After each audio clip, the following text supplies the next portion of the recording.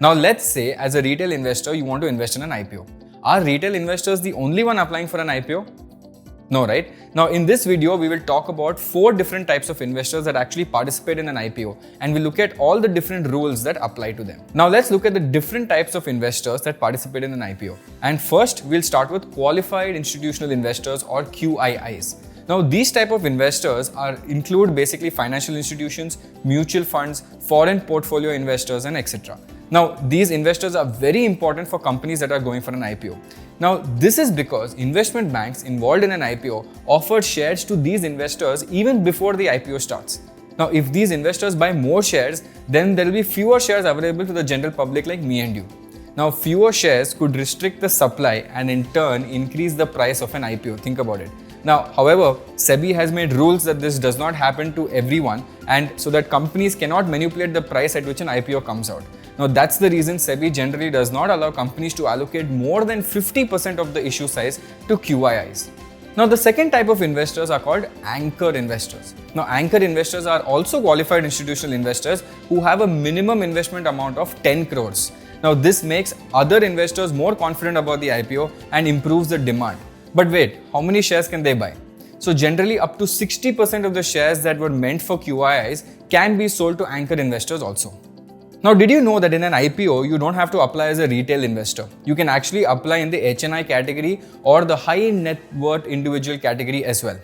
Now individuals who are looking to invest more than 2 lakh rupees in an IPO are categorized as HNIs, or high net worth individuals, or non-institutional investors. Now in case of an IPO, if an IPO is actually oversubscribed, which means that the number of bids from the investors is more than the number of shares available, then the allotment of shares in this category happens proportionately. This means that if an HNI category applies for 10,000 shares and the issue is oversubscribed by 10 times, they would only be allotted 1,000 shares. Around 15% of the total issue size is allocated to this category. Now let's come to the category from which investors like me and you apply, which is also known as the retail investor category. Now retail investors are allowed to bid up to 2 lakhs in an IPO.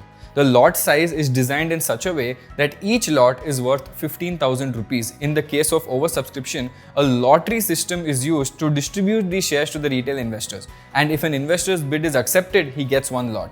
But generally, 35% of the issue size has to be allocated to retail investors.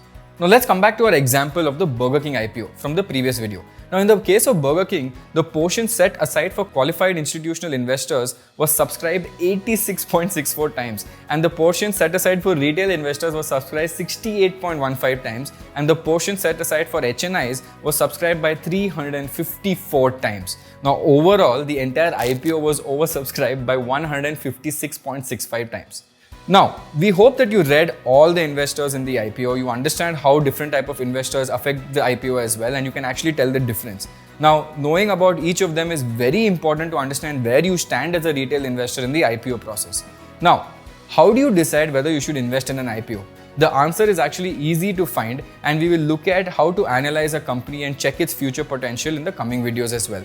Now, the only way to do this is to read the RHP document, or also known as the red herring prospectus document as well. Now, how do you do that? Don't worry, we've got you. We'll do that in the next episode.